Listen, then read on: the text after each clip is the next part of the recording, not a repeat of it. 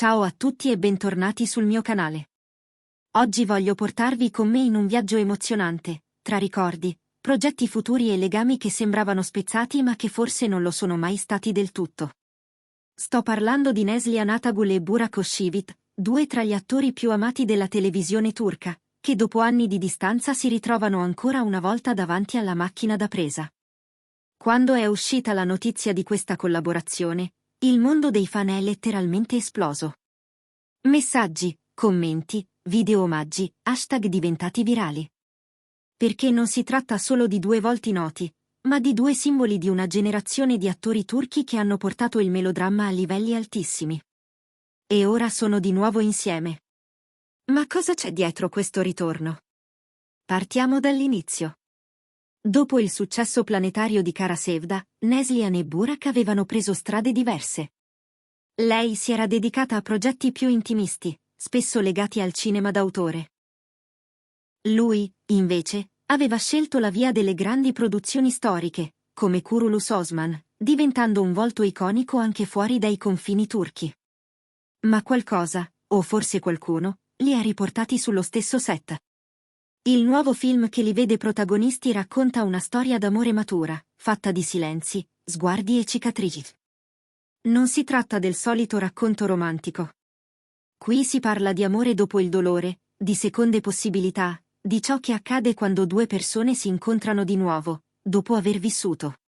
Secondo fonti interne, inizialmente entrambi erano titubanti. C'era il timore che il pubblico potesse confrontare questa nuova opera con la serie che li aveva consacrati. E poi, diciamolo, tra di loro c'erano state tensioni, divergenze, magari incomprensioni mai completamente chiarite. Ma il copione, descritto da chi lo ha letto come profondamente toccante, li ha convinti. Alcune scene sembravano scritte per loro. La regia ha insistito, la produzione ha garantito la massima libertà artistica. E così, Neslihan e Burak hanno accettato. Durante le prime settimane di riprese, i rapporti tra i due erano formali. Professionali, sì, ma freddi. Nessuno sguardo in più, nessuna parola fuori copione. Poi è successa quella scena. Quella famosa scena in riva al mare, dove i due personaggi si confessano finalmente ciò che non avevano mai detto. Pare che le lacrime di Neslihan siano state vere. Che Burak abbia abbandonato il testo per abbracciarla davvero. Da quel momento, qualcosa è cambiato. La troupe racconta di sorrisi fuori scena, di pause pranzo condivise, di battute improvvisate. Niente di certo, ma chi lavora nel mondo del cinema sa riconoscere quando due persone stanno trovando di nuovo un equilibrio. Nel frattempo, i social sono impazziti. Fan da tutto il mondo, Italia, Argentina, Spagna, Arabia Saudita, stanno seguendo ogni aggiornamento. Molti si chiedono, è solo recitazione? Stanno solo promuovendo un film? O c'è qualcosa di più? Eppure, entrambi hanno famiglie, relazioni, impegni pubblici. Non sarebbe corretto speculare.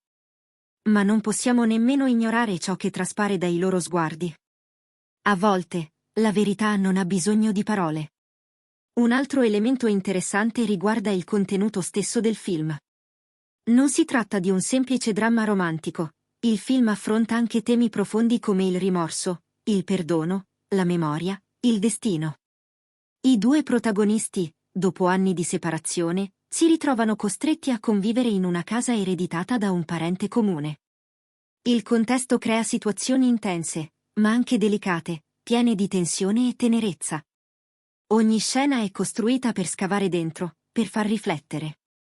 E forse, proprio questo ha aiutato i due attori a riconnettersi.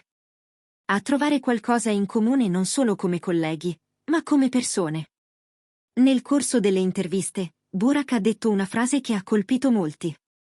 Non dobbiamo avere paura di ricominciare. A volte, ciò che sembrava finito, era solo in pausa.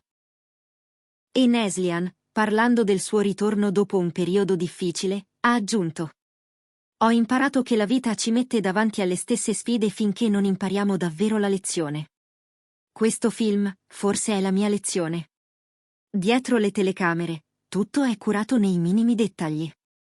La fotografia è affidata a un direttore artistico premiato a Cannes. I costumi sono stati disegnati da stilisti che hanno lavorato anche in produzioni europee.